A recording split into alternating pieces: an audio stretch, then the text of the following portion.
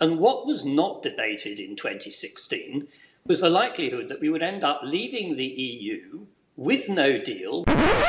Then, of course, there are those who'll argue that we could pull out of the EU and fall back on the World Trade Organization rules.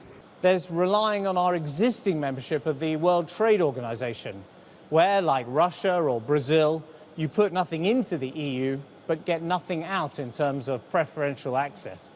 That's the WTO model. Okay, you activate Article 50. You're going to activate that immediately? You're going to activate that immediately? That is what, if British people vote to leave, that's what we should do. On the 28th of June, you will activate it at the European Council. That's what we have to do. What would happen next? You have 2 years to negotiate.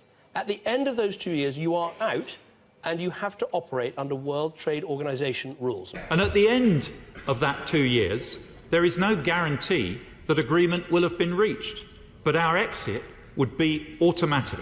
If we vote to leave, the clock starts ticking on 2 years. If we haven't negotiated a new trading arrangement with the European Union in 2 years, and you said this yourself, Nigel, we revert to what are called World Trade Organization terms. What would happen if that deal to leave wasn't done within 2 years?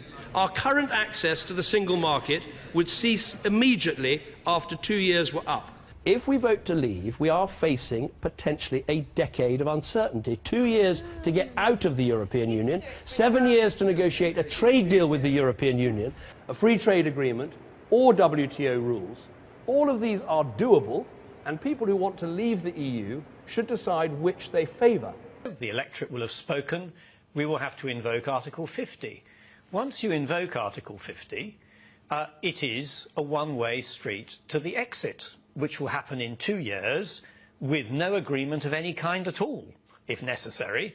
And what was not debated in 2016 was the likelihood that we would end up leaving the EU with no deal.